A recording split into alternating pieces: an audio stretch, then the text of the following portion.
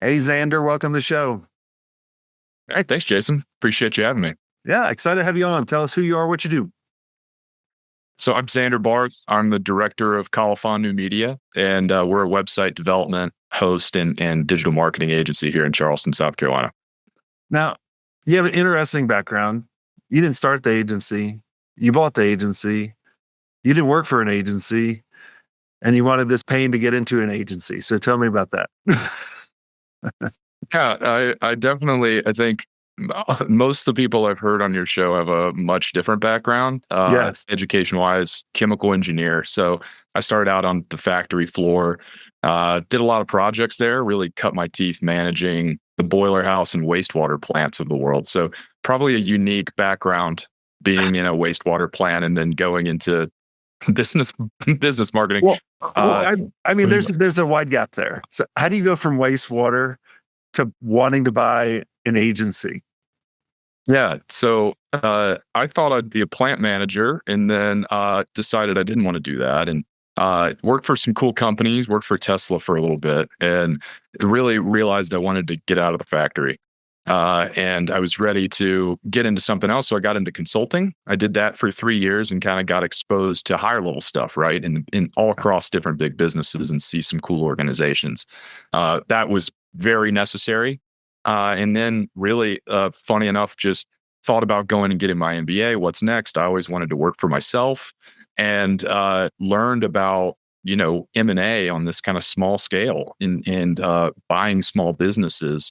I read the Buy Then Build book several years ago and then realized I could do this myself. And um, got my redneck MBA, as I like to call it. I did master classes and QuickBooks trainings and Coursera courses and just kind of consumed everything I could to understand the side of running a business that wasn't with my background of project management and finances and things like that. And started searching December 23 and was under LOI in 4 months. Didn't think I'd buy a marketing agency, but it was the right move. I was really happy with it. So were you just looking at all different types of businesses, or was it specifically a marketing agency? Yeah. So actually looking all over, I learned about Colophon from a broker who I was meeting about an electrical contractor. And I was thinking I'd leverage my engineering background. And he sent me this and said, "Hey, I actually think you'd be a good fit here."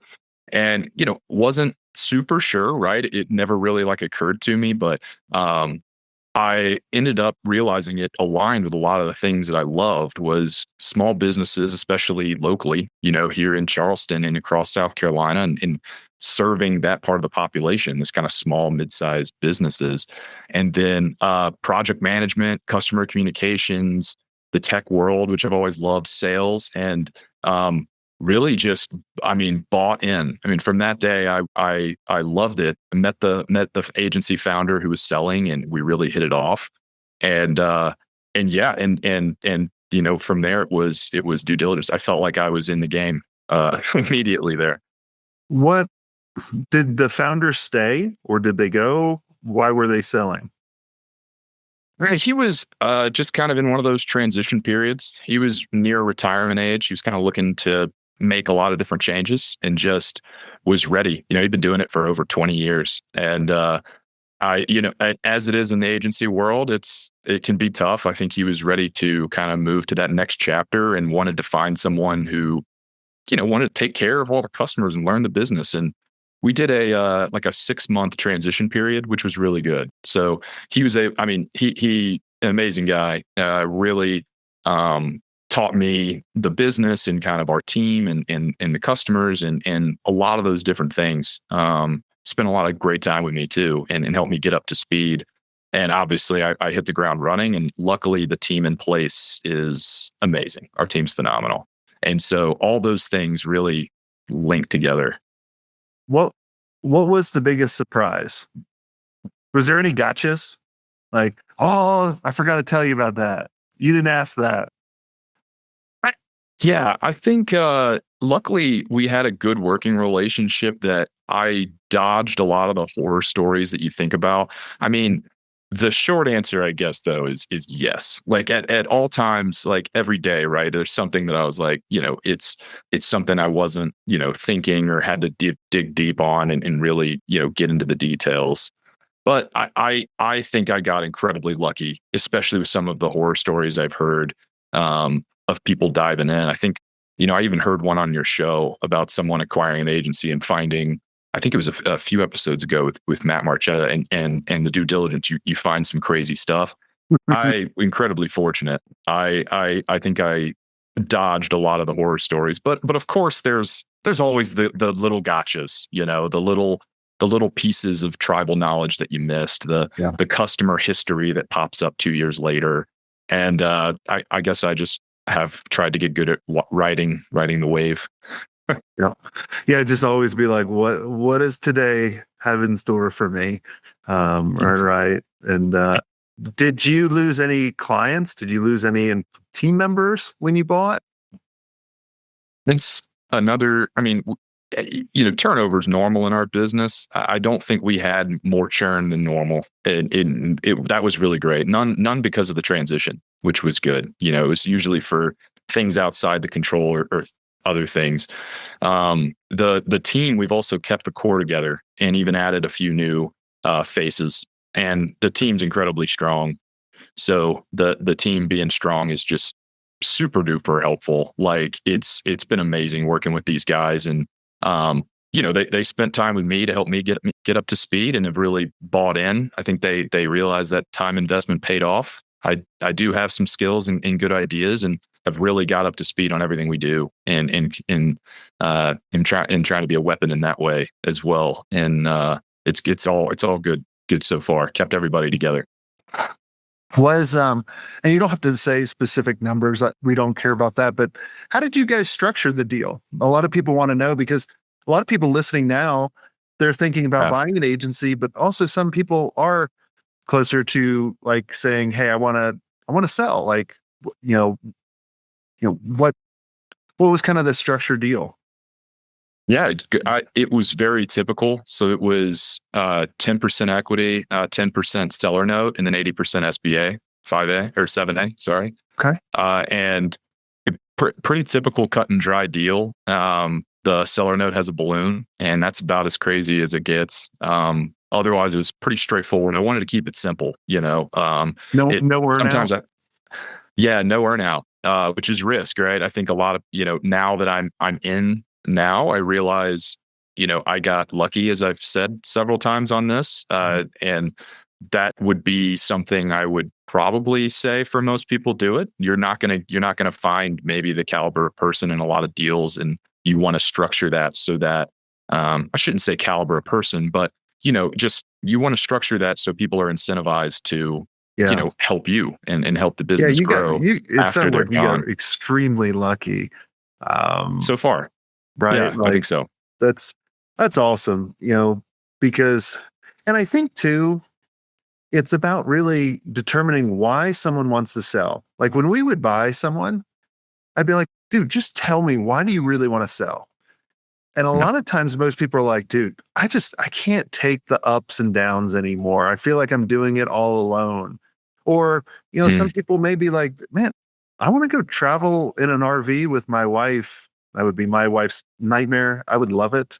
That's a whole nother story. Like I was like, but they make millions of dollars of RVs, and it's like, I don't care if it has wheels and a crapper. I don't do it.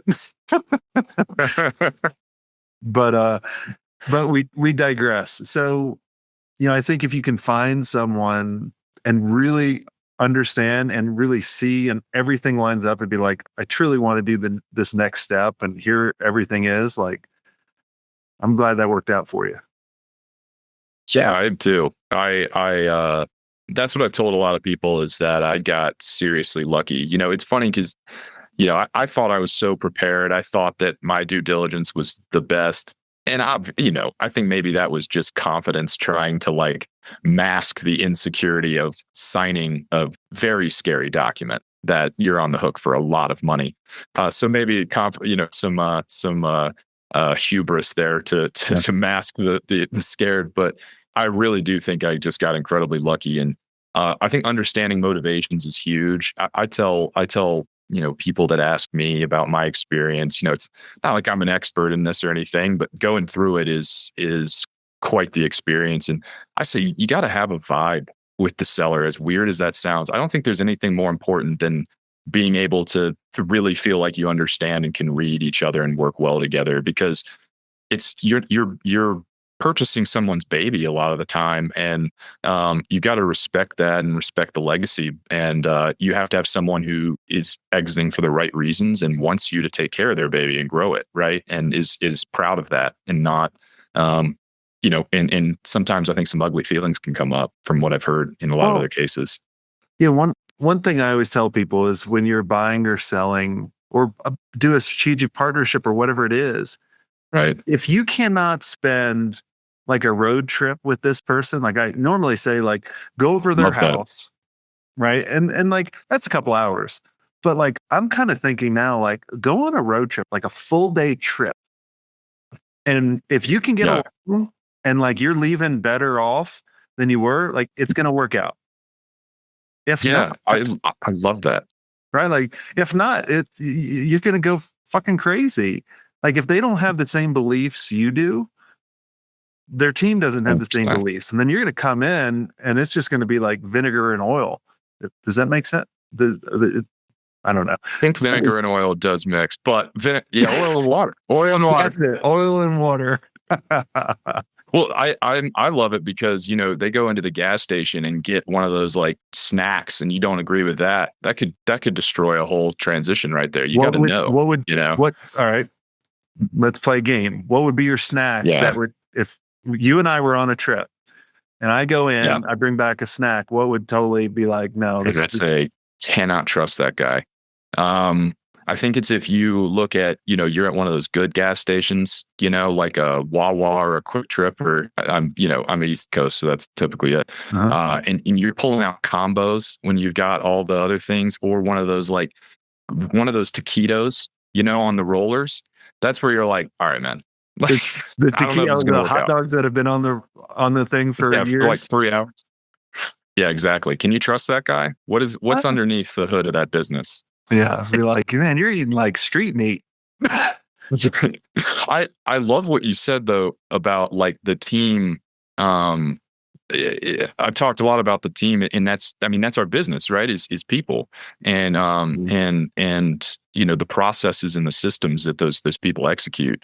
And one thing that really has just been racking my mind is this team has a lot of tenure, tons of tenure. I mean, the average was almost 8 to 10 years across the full-time team. And obviously, I wanted to keep everybody happy because that's a lot of tenure that you want to go through. You don't want walking out the door, but it really got me thinking about core values that the company shared. And that's been a real focus over the last couple months, is the core values that we all tentatively share. And the teammates we've had has shared that. And as we grow, we want to preserve that culture, and continue to, find people that fit with that. And luckily it fits with me too. Do you know, a lot of times, a lot of our members set it up, and I've done this in the past as well. When someone has an exit, team members benefit as well. They get a certain percentage. Do you know if they did? I don't think not in this case. This was 100% owned, and there wasn't any kind of benefit like that. It is interesting though. I've heard of the same thing. Yeah, I just always wondered to be like, well, shit, man. Like I'm doing with a new owner. I didn't get anything from that. And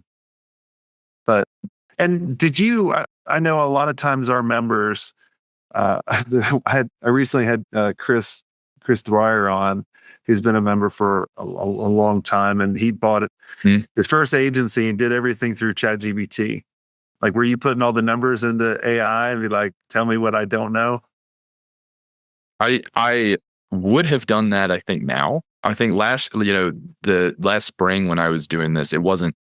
I don't know. Maybe ChatGPT wasn't there. I didn't really know how to wield it well. Yeah. But I didn't. I've used it now, and I've looked at other kind of potential roll-up acquisitions to give me a blind spot or two, and make sure I'm thinking about everything.